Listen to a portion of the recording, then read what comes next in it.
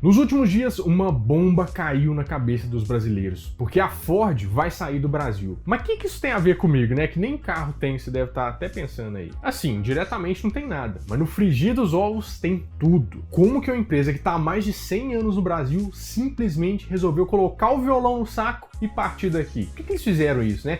Como que ela chegou aqui? Hoje você vai conhecer a história da Ford e o que está acontecendo no Nerd Show.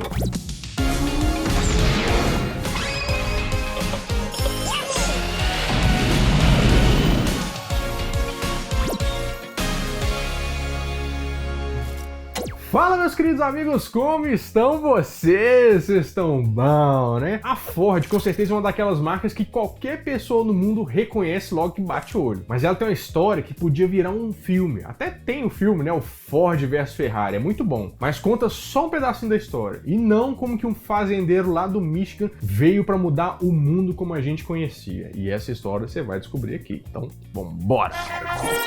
Você já pensou como é que seria o mundo mais ou menos uns 120 anos atrás? Tipo assim, não tinha internet, isso a gente já sabia, né? Eu não estaria aqui falando pra você. Não tinha computador, isso é bastante ruim. Mas não tinha engarrafamento, isso ia ser ótimo, né? Mas isso porque não tinha nenhum carro. Assim, a ideia de um tipo de carroça motorizado não era coisa tão nova assim, né? Porque com as máquinas a vapor no final do século XIX, era só uma questão de tempo até alguém inventar alguma coisa, né? E quem ficou muito famosa por isso foi a Bertha Benz. Não foi ela que criou, mas foi ela que dirigiu o Patent Motorwagen lá em 1886. Esse aí foi conhecido como o primeiro carro, né, patenteado da história. Quem criou foi o marido dela, mas a Bertha apresentou para o mundo, dando uma volta bem grande e resolvendo os problemas que deu com o carro dela lá. Desde então, esse sistema ficou meio que conhecido como carroça sem cavalo. Só que era um trem caro pra diabo, assim, ninguém podia comprar isso muito fácil não. Mas 20 anos antes disso, tinha nascido em uma família de fazendeiros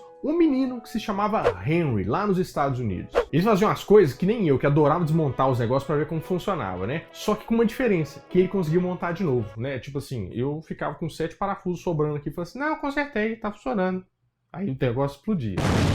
Ele era um menino meio diferenciado, que à medida que ele foi crescendo, ele não gostava muito do trabalho da fazenda, não. Ele achava meio monótono. E que ironia que ele achava meio repetitivo, né? Mas isso você vai entender mais tarde. Ele via aqueles tratores a vapor e ficava maravilhado, assim, nossa, como é que essas coisas funcionam? Foi então que com 16 anos ele resolveu sair da fazenda e ir para a cidade grande. Ele ia trabalhar como jovem aprendiz em uma fábrica de barcos a motor. Já tinha isso, só que era motor a vapor. Depois de uns 3 anos lá, ele achou que não tinha mais nada para aprender, sabe? E voltou pra fazenda. Aí o que ele fez? Ele casou e começou a trabalhar dando manutenção nos tratores lá nas fazendas da região. Só que não era o que ele queria fazer de verdade mesmo, né? O fogo na bunda já estava grande demais. Ele começou então a ver que esses tais motores podiam servir para fazer uma tal dessa carruagem sem cavalo que ele tinha visto lá na cidade grande, entendeu? Só que ele não brincava em serviço não. Ele trabalhava igual um condenado. Sabe aquela coisa que você não consegue mudar o foco enquanto você não termina a coisa? Eu queria falar que eu faço isso bastante, né, Bárbara? Eu tenho esse pequeno problema. Até durante os jantares, ele montava o motorzinho a combustão dele lá na mesa da cozinha para experimentar umas alterações. Aí ele ficou lá mexendo, com certeza a esposa dele, né, deve ter buzinado bastante. Com razão. Até que o protótipo dele, o quadriciclo da Ford, estava pronto para ser testado. Ele começou a dar umas voltinhas pela cidade, né, e foi aperfeiçoando o modelo. Isso para quê? Para mostrar para alguém. Porque, né, o fazendeiro ele não era fazendeiro, ele era um cara que trabalhava na fazenda, ele precisava de dinheiro. Esse foi o grande protótipo que começou tudo, mas nem sempre a gente acerta de primeira, né? Mas o primeiro cara que ele levou para dar uma volta com um possível investidor já falou assim, não, vamos fechar o negócio, toma aqui meu dinheiro, pode produzir, tá ótimo, esse trem vai ficar bom demais. E ele entrou em sociedade, mas teve um problema muito grande de produção, né? Porque isso não era uma coisa muito fácil de ser feita na época. Mas a vida não é feita só de vitórias, né? E tipo assim, 2 das empresas dele já tinham falido. Mas isso não era para ele desistir, era para ele aprender. Tanto que em 1903, pegando toda a experiência e mais 11 sócios, ele criou a Ford Motor Company lá em Detroit. Detroit, gostou do meu sotaque? Detroit. Isso é muito poliglota. Muito poliglota. Só que não começou bombando assim, né? Ford, né? Lembra que eu te falei da carroça sem cavalo? Então, O pessoal que estava acostumado com isso era o povo rico, né? Eles podiam comprar esse negócio. O Ford começou a produção de um modelo luxuoso, que era o modelo A, todo bonitão, né? Mas só que era caro pra caramba. Tentou também fazer um modelo B. Que modelos incríveis de nomes, né? Modelo A, modelo B, o que seria depois? Modelo C? Mas só que ele ficou pensando uma coisa. Pera, mas eu queria que todo mundo tivesse um desses tais automotores, né? Eu queria lançar uma coisa mais popular, mais durável, e que o povo lá perto da minha fazenda pudesse usar para trabalhar, assim, um carro pau para toda obra. Foi aí que ele criou o Fiat Uno. Não. Foi assim que mexendo, pensando, simplificando, foi então que em 1908 a Ford lança a joia da coroa, o modelo T, ou conhecido aqui também, né, como Ford Bigode. Esse carro foi simplesmente um sucesso, né? Eles faziam as várias apresentações de força dele pelo país, e qual que é a melhor propaganda? Quem compra, usa e fala, pô, isso estava acontecendo bastante. Aí as pessoas começaram a sonhar com esse carro, porque eles podiam comprar, era acessível, sabe? Chegou num ponto que a Ford não estava aceitando mais pedidos, porque eles não tinham mais capacidade de produzir nada. E eles trabalhavam da seguinte forma, ó, cada trabalhador ficava na bancada fixa e montava esses carros lá. Nesse sistema, um Ford T demorava mais ou menos 12 horas e meia para ficar pronto. Mas não dava para ficar dessa forma, né? Porque ele tinha que ampliar, se ele quisesse vender a rodo. Então, ele montou um tipo de projeto que é usado até hoje, o da esteira de produção. Isso aí revolucionou tudo. Como é que funcionava? As pessoas ficavam paradas e só executavam a função. O carro vinha no esteira até elas. No primeiro momento, o tempo caiu para metade e depois para 93 minutos por carro. Olha só que diferença, né? Como a produção era mais eficiente, ele conseguiu diminuir o preço do carro. Então foi um boom de vendas. Mas assim, né? Mais uma vez, a vida não é fácil, nem tudo são flores. Porque você lembra daquele filme Tempos Modernos do Charlie Chaplin? O filme mostra um trabalhador dessa época só apertando um parafuso ali, né? Só ficando fazendo isso e ficando meio bitolado. É porque essa era uma das coisas que acontecia de verdade na época. Os trabalhadores ficavam muito tempo em pé e acabaram se cansando disso, né? Como isso acontecia, a rotatividade de trabalhador na empresa era muito grande, porque ninguém aguentava ficar trabalhando lá muito tempo. Até que ele pensou numa estratégia, que era pagar o dobro do salário mínimo por hora daquela época, e começou a pagar $5. Nossa, o salário mínimo é $2,50, vou pagar $5. Isso aí foi pro jornal, né? E todo mundo agora queria trabalhar na Ford. Tinha até fila de espera lá na fábrica. A ideia dele é que as próprias pessoas que trabalhavam lá tinham que ter condições de comprar o carro para mostrar que é para todo mundo, entendeu? Mas o Ford, né, assim, ele era meio turrão, cara da fazenda, meio mandão, sabe? Tanto que quando o negócio tinha dado certo mesmo, ele comprou a parte de todos os outros acionistas e colocou a esposa e o filho Edsel Ford como sócios. Isso na época o pessoal encarou-se meio com uma medida meio autoritária, sabe? Tipo, a bola é minha, ninguém brinca, eu que dou as ordens por aqui? Pois é. E ele passou por algumas polêmicas também, né? Se envolvendo com política, antissemitismo, mas no final das contas as coisas andaram bem. Ele até ganhou a medalha da Alemanha lá, falando, tipo assim, que nessa época não era muito bom ganhar a medalha da Alemanha.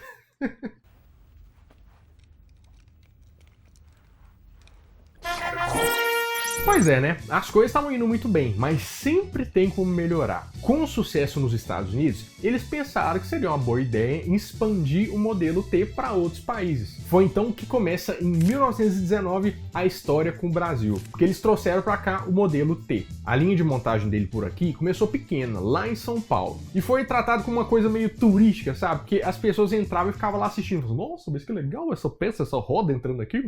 Me vê um chá, James. O carro foi um sucesso por aqui, né? Mas claro que para variar era uma coisa bem cara. Até hoje nós estamos nessa aí. E a sede em São Paulo foi crescendo e apresentando o carro para os outros estados. Tanto que alguns eventos foram criados pela Ford também para disseminar essa cultura do carro, né? Tipo, salão do não sei o que e várias coisas assim. Só que não foi só esse investimento no Brasil, porque o estado do Pará era nessa época o maior fornecedor do mundo de uma matéria-prima que eles precisavam muito, que era a borracha. Só que deram um jeito de levar sementes da seringueira daqui e a Inglaterra começou a produzir isso lá nas colônias dela, né? Ou seja, o Brasil já tomou ali na tampa com força. Mas o Henry Ford, que já era um dos homens mais ricos do mundo, teve a ideia de comprar umas terras lá no Pará para produzir a própria borracha. Só que ele dizia, né, que não era para ele ganhar dinheiro, era para desenvolver esse pedaço de terra e tal. Mas era para ganhar dinheiro mesmo, né? Que nós só queremos enganar. E em 1928 ele criou Fordlândia, né? Não é a terra, o parque de diversões da Ford, não. Ele criou casa, criou fábrica, criou hospital, criou tudo pro povo ir viver lá e trabalhar também. Só que ele queria colocar o jeito americano de viver para as pessoas de lá. Tipo assim, ele não bebia, então ele queria que o povo não bebesse. Aí ele acreditava no trabalho duro, né? Tão duro que o pessoal nas fábricas dele lá dos Estados Unidos fala que trabalhava sob uma vigia constante, né? Era tipo um inferno mesmo, tipo um Big Brother da vida. Só que Fordlândia não deu certo. Nem é pelo clima, né, que acabou com as plantas lá, nem pela ideologia. Na verdade, o choque cultural que foi grande demais. O pessoal não aceitou muito bem, não. Ele acabou vendendo as terras de volta pro governo por um preço bem mais baixo. E eu tenho vontade demais de visitar essa cidade fantasma pra dar uma olhada lá, né? Quem sabe um dia a gente não vai lá visitar pra ver isso, é legal, né? Mas pra isso, você pode me ajudar fazendo o canal crescer, que aí nós podemos ir lá. Sabe como? Porque dessa forma a gente alcança mais gente e a gente consegue fazer projetos maiores. Então, muito obrigado pra quem já tá inscrito. E se você ainda não tá, salva um pão de queijo aí, meu filho. Inscreve, tá? Porque aí você me ajuda demais a crescer e dominar o mundo. Mas vamos continuar a história. Bom, mas lá nos Estados Unidos mesmo, as vendas do modelo T estavam indo meio que pro saco, né? Mas ele falou, mas como? O negócio era um super sucesso, tava vendendo igual água. O negócio é que a concorrência chegou. E a General Motors, que você deve conhecer por Chevrolet aqui, né? Tinha lançado um modelo novo com mais recursos. Na Ford, eles descobriram muito tarde que as pessoas queriam novidades sempre, né? Elas têm o carro, mas se você lançar um carro novo com um trem a mais, ela vai querer. E assim funciona até hoje com todos os iPhones. Foi aí que ele se lembrou daquele modelo mais luxuoso que ele tinha lançado primeiro, né? E relançou o modelo A, todo repaginado, bonitão, com couro, capota, chablau, uma coisa de louco. Foi um sucesso, mas por causa da grande depressão que viria, ele não vendeu tanto quanto ele podia, não. A quebra da bolsa não foi muito boa com a Ford, não. Eles conseguiram até segurar as pontas um pouco, mas só por algum tempo. Eles tiveram muitos problemas trabalhistas nessa época, inclusive. Mas o que ia reerguer a empresa era a invenção do motor V8, que era muito potente e corria demais. Isso aí foi show de bola. Mas só que o Henry Ford, né, que nem as pessoas conhecidas aqui, tinha problemas em delegar funções e responsabilidades, né? Mesmo com o sócio dele, que era o próprio filho. Você lembra do Edsel Ford? Enquanto o Henry era um turrão, né? Segurava na rédea curta ali, o Edsel era mais, aquele cara assim, mais gente boa. Não, pode tirar folga, sabe? Ele trabalhava muito mais no design e na inovação do que o pai dele. As ideias eram bem diferentes, o que fez a relação deles não ser tão boa no trabalho. E o primeiro golpe da Ford foi justamente a morte do Edsel em 1943. O Henry já estava muito velho e teve que voltar para o comando total da empresa. Isso porque o filho do Edsel estava indo para a guerra. Mas depois da morte do pai, o Henry Ford II voltou para assumir os negócios da família. No início o Henry não ficou muito feliz não, sabe? Mas ele cedeu a pressão e deixou o neto dele entrar mandando no negócio. Mas o gênio dos carros tinha se aposentado em 1947, ele faleceu. O Henry Ford II assumiu tudo de vez, né? Ele teve alguns problemas de início, mas conseguiu fazer a empresa entrar nos eixos e decolar. Aí você pode ver o filme Ford vs Ferrari, que você vai gostar muito, é um filmão, inclusive. Essa não é a primeira vez que a Ford Motor vai à guerra. Sabemos botar a mão na massa. Vá em frente, Carol. Vá à guerra. Mas foi nos anos 50 que a Ford aqui no Brasil resolveu fazer modelos nacionais de carros, ou seja, aqueles que só vendem por aqui. E de lá pra cá tiveram vários carros que marcaram a época, né? E quem gosta de carro aí fala assim, nossa senhora, isso que era carro, né? Essas latas velhas de outro dia, hoje em dia não. Como por exemplo, o Galaxy de 1967, que era um sedã de luxo, que era o sonho de consumo de todo mundo. Todo mundo fala assim, nossa, o Landau era um modelo de luxo mesmo, né? Ou então o sedã médio, que era o Corcel de 1967, que fez bastante sucesso por aqui. Você conhece tudo de carro, né, Bárbara? Você já viu, você só não sabe. Tinha também a Belina de 1970. Esse aí todo mundo lembra da Belina, porque sempre alguém andava na carroceria lá no fundo, no porta-malas dela, né? E tinha um Maverick de 1973 que veio pra bater de frente com um Opala, assim. Não literalmente, né? Porque se os dois batessem de frente assim, o mundo ia acabar. Teve o Corcel 2, teve a F1000, teve o Escort de 1983 e teve os importados dos anos 90 também, né? Por exemplo, o Ford Taurus e a Ranger. Eu tô falando o nome desses carros aí pra você ter o que escrever na hora da dedanha ou stop, como é que você chama aí? Foi em carro, já tem umas ideias aí, tá? Teve também o Fiesta Hatch, até fundar o mercado dos SUVs, né? Com o EcoSport. Pois é, mas isso tudo combina na notícia que a Ford vai sair do Brasil. Levando o pessoal que acabou de comprar um carro da marca, loucura aqui, né? Mas calma, olha só. A notícia saiu no dia 11 de janeiro de 2021, porque eu não sei como é que você tá vendo esse vídeo aí. E a grande manchete é que a Ford vai encerrar as operações no Brasil. De uma certa maneira, é isso mesmo, mas não é bem assim o negócio não. Vamos lá. A Ford resolveu deixar de fabricar a linha que ela tinha exclusivamente aqui pro Brasil, ou seja, o Ford Ka, o EcoSport e a Troller. E resolveu ser uma importadora de carros, tipo assim, a Mercedes, a Volvo e tantas outras, né? Isso aconteceu por vários fatores. Primeiro, que eles perderam muito o mercado consumidor recente aqui no Brasil, principalmente por causa das chinesas, né? Na primeira década ali dos anos 2000, eles tinham 11% do mercado. Agora, eles têm menos de 8%. Isso é um resultado muito negativo. Muita gente fala que é por falta de inovação do mercado, né? E algumas escolhas ruins que eles fizeram, tipo trazer o Maverick aqui um tempo, eles não venderam muito bem, mas enfim. Por exemplo, eles fizeram também o novo Ka e mataram o Fiesta, porque não tinha sentido ter os dois, eles eram quase o mesmo preço e tal, entendeu? O segundo, e é o que afeta a gente diretamente, é o custo Brasil. Não é só fábrica de carro não, olha só. Você sabia que o preço final do carro, 50% dele é só imposto? Pra vocês terem uma ideia aqui, a produção, teoricamente, é brasileira, né? Teoricamente. Porque mais 40% dos componentes são importados.